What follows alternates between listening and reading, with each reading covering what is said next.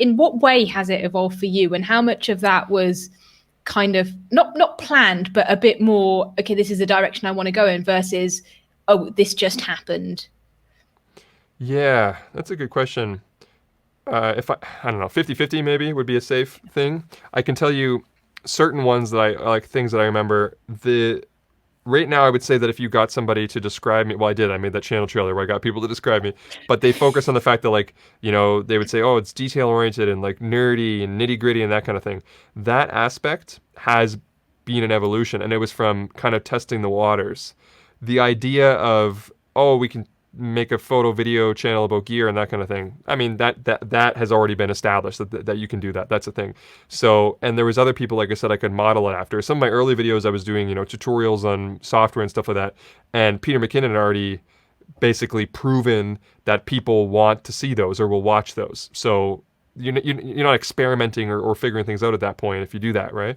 But if that just opens the door and lets you go in the room, then there's multiple spaces in the room that you have to occupy and figure out what you're going to do there. And I kind of walked around and touched different things, and I was, you know, not sure what was going to work. And sometimes you'd get a little feedback, you'd get like a positive response on one thing, and you'd be like, really? Nah, maybe that's a fluke, because I'm interested in that, but that's got it. Like, nobody else would be, right? And I kept going back to that and back to that, and that would be the like super, I just call it like nerdy camera gear stuff. But I want to say some of the early ones were, I think one of the really early ones for me that was the one where I wasn't sure is like, was this a fluke? Was I made a video because it was like the 10th year celebration, or it wasn't no 10th year celebration. I just made it that, but it was like 10 years since Micro Four Thirds, the system came out, and I was like, I think I was going to do a video, and that video got delayed, so I wanted to make another video to keep up a schedule. And so I was like, well, let's talk about Micro Four Thirds for like a 10-year thing. What should I talk about? And I decided to look into some of the origins on it. And when I was doing that, I read something that said that it wasn't based on the aspect ratio 4:3. And I was like, oh, that's interesting. And then I ended up going on this rabbit hole where I was just reading a lot about television tubes and like how cathode ray sizing was, and it just, so I was like, oh, that's great, cool. Anyway, what's my video going to be about? And then somehow I was like, what if I just consolidated all this information into like a presentable package and then made it as kind of like, let's talk about the origins of Micro Four Thirds while as sort of like a 10-year thing. And I put the video together, and a good portion of the video, probably like a third of it, is me just doing math on the screen with sort of like lame Photoshop animations that I made of like numbers transforming others, showing how you can measure a TV tube to make it equal 4/3 through like fractions. It was just like, I was like, what am I doing with my life? You know, but I posted that video. Yeah.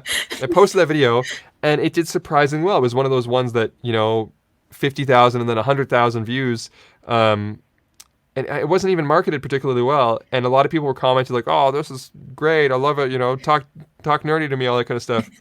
And so that was one of the ones where I was like, really interesting. And then I went back to my kind of regular, you know, run of the mill kind of camera gear stuff. And then one day I wanted to make you know what it was? It was whenever I was feeling like something was missing, or that I didn't feel like the explanations were up to the standard for which I would want something explained to me. Like it didn't work for my brain. I then thought, well, if there's somebody out there that thinks like me, I'll dump the information that I finally figured out for my brain onto somebody else. And the videos did really, really well. And that's the thing where it's like, how is there market for this? Like, it doesn't, you know, I make jokes where it's like, if you want to watch a video of some guy yelling numbers at you for 20 minutes, I've got them, you know, I've got, and they were longer than what people were making YouTube videos at the time. You know, people were making 8-minute videos. I was making 19-minute videos of me, like, just saying the names of codecs for like 19 minutes. Anyway, they did well. So that was the evolution where I felt comfortable that I could do more of that. And it also kind of allowed me, I guess, to put more of, it's tricky because when you say put more of yourself in the videos, I think people mean like be less professional and be more personal. And the reality is that is how I am. I just try to present it in a rapid, concise way. So I think I come across as serious. But if anybody knew me in real life, they'd know that I literally do spend my time deep diving weird things and then yelling at people what I've researched and writing on whiteboards and stuff like a maniac. Like that's me for real. So the videos are actually pretty pretty legit versions of me, and it's great to be able to do that and have people care. This is a long-winded answer, but it's also a perfect example of my videos I'm talking about. I just yelled at you for 10 minutes of like, you know, it's talking about cathode ray tubes on a podcast. What are we doing here with our lives? You know? This is amazing. It's a live video. Was there an answer? Was there an answer in there? I think there might have been.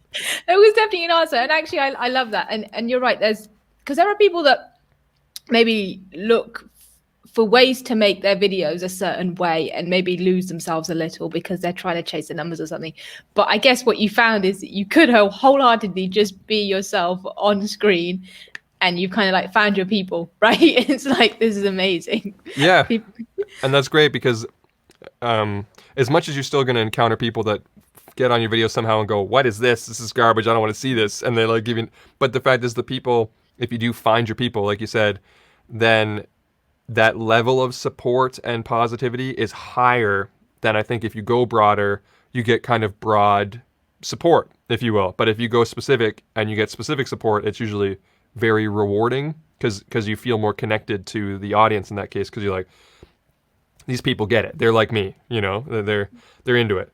And then you can also, then you can maybe push a little bit more. Like, okay, we're going to get pretty nerdy this week, see how that goes. And that's the evolution part that you asked about. It's that just pushing out a little bit, feeling things out, you know, stretching what you can do a little bit more here and there. And then I still throw videos in that are just kind of like, you know, you gotta review the new camera, you gotta do whatever, but then you start letting it bleed into that. Now when you review a new camera, you don't just do it by the numbers, you do kind of like, you bring some of that other stuff that people liked into your camera reviews, and then now you get a bigger audience for the nerdy stuff. I don't know. I think you get what I'm saying. That's my evolution.